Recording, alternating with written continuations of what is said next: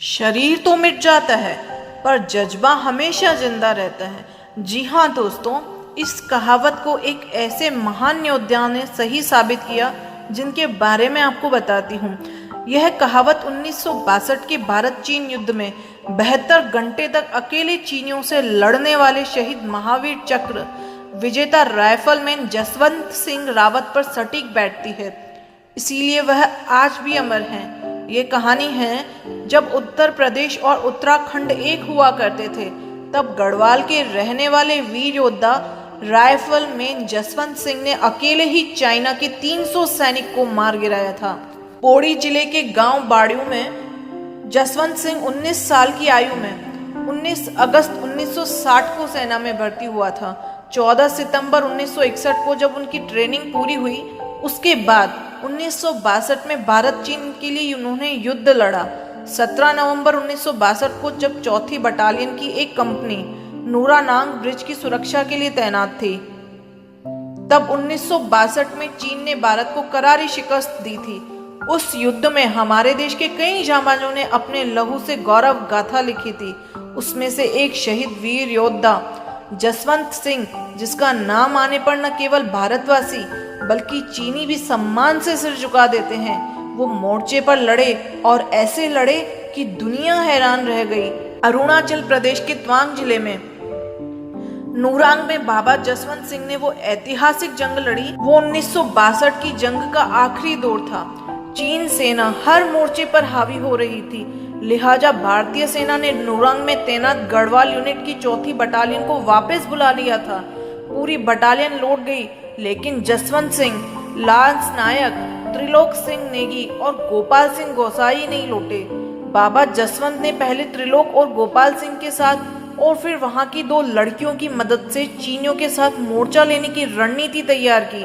जसवंत सिंह ने अलग अलग जगह पर राइफल तैनात की और इस अंदाज में फायरिंग करते गए मानो उनके साथ बहुत सारे सैनिक वहां तैनात हैं। उनके साथ केवल 2 वहां की लड़कियां थी।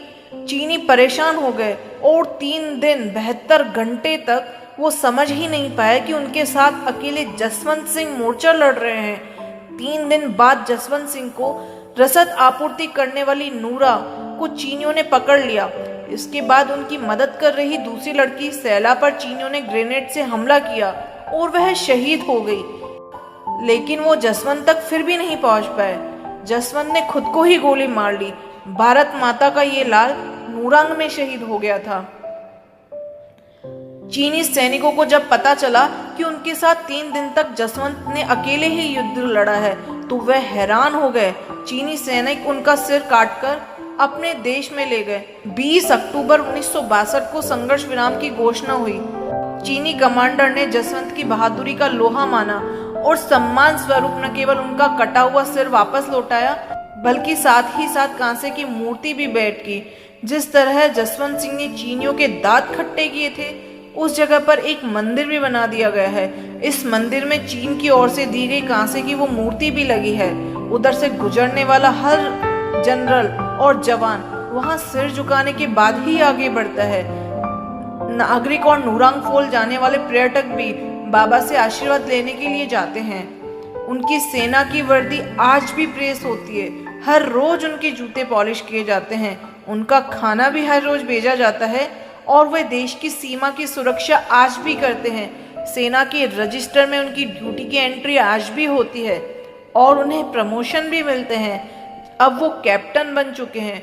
इनका नाम है कैप्टन जसवंत सिंह रावत। महावीर चक्र से सम्मानित फौजी जसवंत सिंह को आज बाबा जसवंत सिंह के नाम से जाना जाता है।